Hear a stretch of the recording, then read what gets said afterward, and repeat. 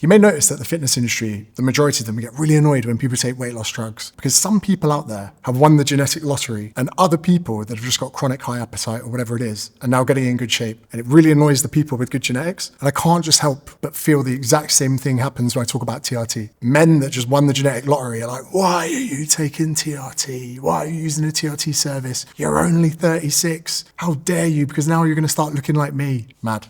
So the first thing that people argued a lot about was that I shouldn't have used the TRT service. I should have tried to raise my testosterone. At the inception point of this, I was sleeping 9 hours a night. I didn't have a child. My diet was pretty much spot on, and I was heavily supplementing Tonka Ali and Stigma, which is another form of test boosting supplements which has Tonka Ali in it. And the highest level of free testosterone I was able to get to was 313. Now, the very first thing and big criticism that people are going to conclude is 313 is actually just a little bit too high for me to qualify to get TRT in the UK. And I'm not in the UK. So in the previous video, I said that I was fine. And I was. I wasn't on suicide watch, and I certainly wasn't depressed. But my inclination to train was the lowest it's ever been in my life. I literally own a gym and I was never using it. One of my biggest symptoms was low libido. I had no interest in sex and I was 34. My composition, pretty shoddy, but I thought that's just what coming into your mid-30s was like. And one of the symptoms that I kind of haven't really spoken about much before was I was getting a bit anxious to the point that I started therapy, and I hated it. I really didn't enjoy therapy at all. So there were all these kind of things in my life. And I actually didn't go get my blood work checked. I actually got a referral from a friend to potentially try testosterone cream. So I didn't think, right, I want to jump and use the TRT service. The first thing that I looked at was, oh, maybe I can apply a topical cream every day and see how I feel. So I got a prescription from a clinic, and 313 was actually fine in Australia to be qualified to go on the cream. Started taking the cream, felt better. Whether it was the DHT component of it, maybe it was placebo, and it only took my free testosterone to 340. But there's quite a bit of nuance to this. I think there are some people out there at 400 who feel great. There might be some other people at 600-700 who feel awful. And one of the reasons that I partnered with the TRT service was I want to engage an open debate online that maybe we can't quantify how men feel to 3 numbers, or different depending on where you are in the world. I want to start the discourse that maybe we should listen to men about how they're feeling, what symptoms they're having, and if they want the treatment, for them to be able to get it. There's 2 things that every single person needs to want to start a TRT service and, well, to need to use a TRT service. The next thing that we're going to talk about is I heavily abused performance-enhancing drugs when I was younger. In my 20s, there was a period that I was blasting anabolic steroids. Now, the reason that I don't come out swinging and say that's the reason I started a TRT service was I have no evidence to say that is the reason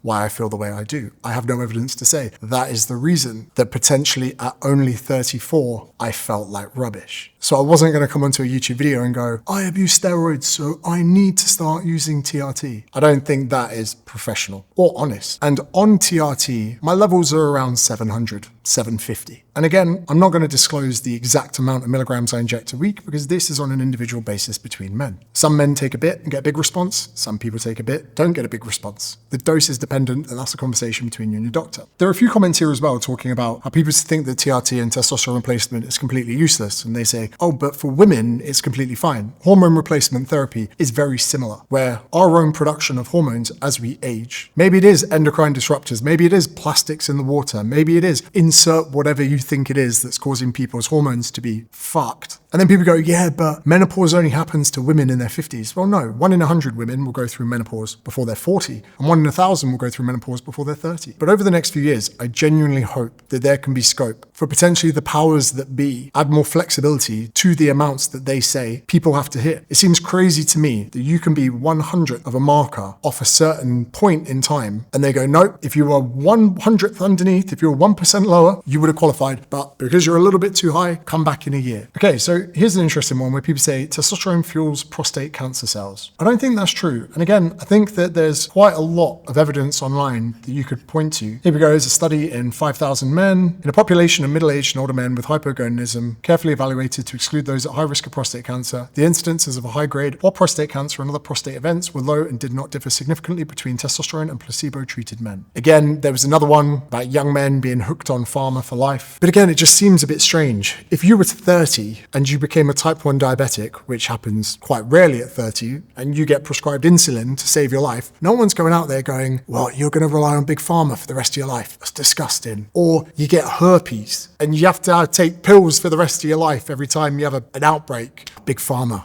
they probably gave you herpes because you're going to be hooked on the pills for the rest of your life. I just find it bonkers that people will get so annoyed with that. Again, here's another study. In men with hypogonadism, pre-existing or high risk of cardiovascular disease, testosterone replacement therapy was non-inferior to placebo with respect to the incidence of major adverse cardiac events. And I'll put links to these studies in the description so you can see them for yourself. And I expect, as more and more evidence comes out and the cohort of men, such as myself, using a TRT service increases, we're probably going to see more positive effects of this and the stigma will be reduced. We kind of saw this with HRT in women over the last 10, 20 years. What about the downsides? Cardiovascular risks, we've covered. Gyno, which is development of breast tissue. You would have to abuse testosterone to get that 99% of the time. Average lower lifespan. Again, I've kind of said this for years with women on HRT. If you've got someone going into their 40s, 50s, 60s, and they're able to train more, have more muscle mass, and live a life with lower body fat, it doesn't scream to me that you're going to reduce someone's life expectancy. And I think this is a really important one here. Are there any drawbacks? You make it seem like a godlike substance. My dad taught me if something's too good to be true, it probably is. And in my own personal opinion, I would say this. Injecting twice a week isn't fun, but it's about 4 seconds of discomfort both times. You have to travel with medicine on you, but actually I found since traveling with syringes, vials, and alcohol pads, my bag gets stopped at the airport way less, which is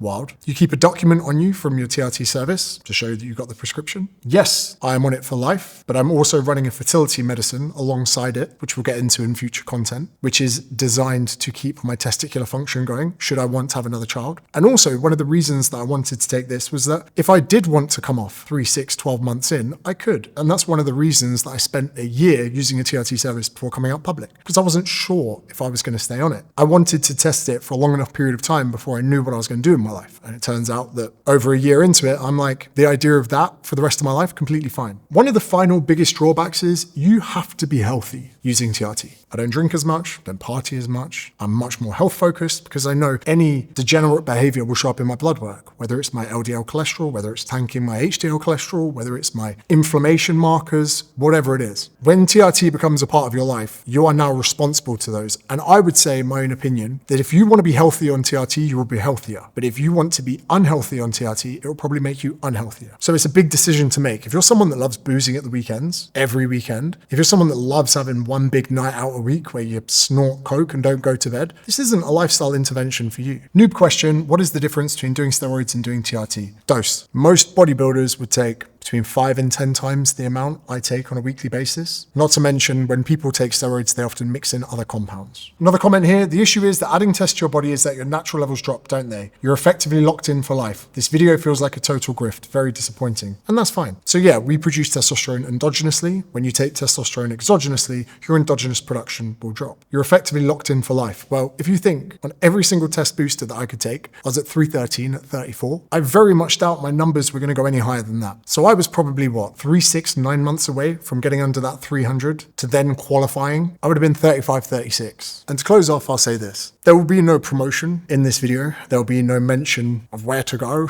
what link to click. I also triggered a few people by me saying that it was testosterone. Some people think, no, it's your mindset, it's your motivation, it's your drive, it's all of those things. But for me, it's a bit of a chicken and egg thing. I was trying as hard as physically possible before, and I was getting somewhere. I'm now trying as hard as physically possible now, and I'm getting so much further. I'm happier, I train more, I look better, I feel better, I'm a better business person, I'm a better partner, and now I'm a great father. And if you're really mad with that, I don't know why. I grew a fitness business that helped people with their workouts, that's fine. I grow a business that helps people use social media to get clients, that's fine. I grow a business to help people remain focused and be productive, that's fine. I grow a business that helps men that feel like shit feel better, that's a problem. Remember, if I was really a dickhead, I would have just lied to you, said I was natural, and said it was my workout plans. I would have made millions. All right, you have a good day. And if some of you haven't seen the video that caused all this upset in the beginning, you can watch it here.